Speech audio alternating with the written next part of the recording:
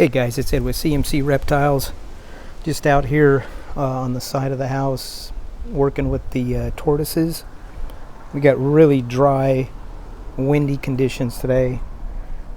Probably in the mid 80s, but humidity is about 5%. Got some big fires out of control just to the north of us. So what I do to keep the humidity at a decent temp out here is I got the redfoot right there too. I keep the this side of the yard wet down a little bit. I got a sprinkler system that goes on twice a day, and it keeps these leaves nice and soaked. And even back there, I kind of wet this whole area down. They got options for water all over the yard, so there's plenty of water for these guys. I also got the blood python out right now, sunning over here.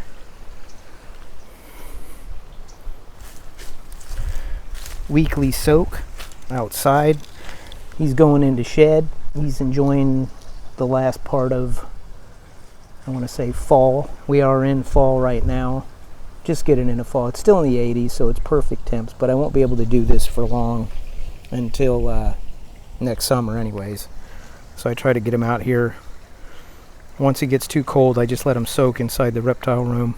I've mentioned before, I let this guy come out at least once a week to get a soak for about close to 2 hours, and he'll just bask in the sun a little bit.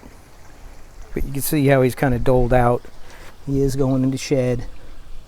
This is a T-negative albino blood that I got from Kevin McCurley a couple years back, 2 years. I bought it. When I bought it, it was 1 year old. Doing really well. It's a male. And again, another very docile blood python. I've showed this guy in a few other videos. These guys are really easy to take care of. So they don't go poop, but maybe 2-3 times maybe a year. Feed him a medium rat once every 2 weeks. And yeah, he's doing really well. Said he loves soaking in the water, loves basking in the sun. You can see we're pretty windy here right now, and we had this issue last week where PG&E shut our power off, and I know they are doing a lot of power shutoffs north of us up in the foothills. Yeah, but this blood's really sweet. You can get a little bit hydrated. I got him soaking in some, this is spring water. I don't put him in our faucet water. I don't like it. The water here is extremely hard, so I use spring water for all the animals. And yeah, you could definitely see him going into shed. He's usually really bright orange, so this is good for him to soak a little bit. You know, them beautiful eyes. Love this guy. This is not an animal I'll bring him to shows.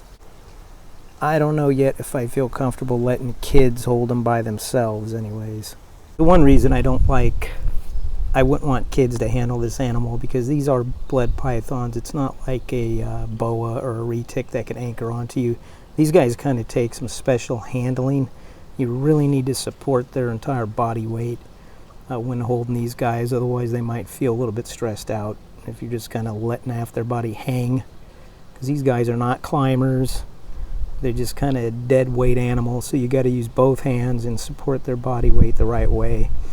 Or, yeah, there might be a chance that he might bite you because he'd stress out, because he might have that feeling where he's going to fall or just be uncomfortable. That's basically the only reason. And I do have no problem bringing this guy to educational shows just to have a different species of snake, and especially as beautiful as these guys are.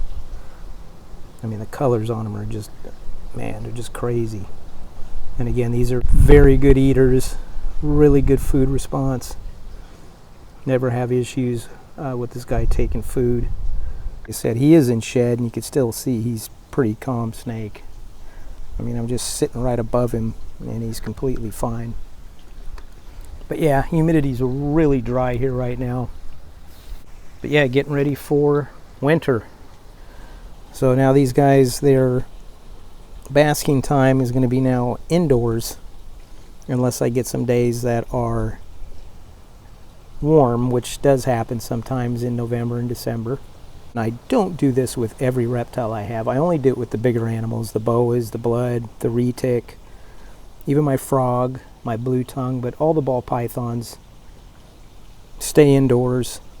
I think they would stress out if I brought them out here like this. The only time I bring my ball pythons out here is when they really blow out their tub with a big stinky mess, and I'll bring them out and just hose them off a little bit just to get that off them. I don't bring every animal out here. It's just the big guys. This guy definitely loves to soak in water, just like they do in the wild. They like those marshy areas. Yeah, getting ready for winter. So I'll talk to you guys later.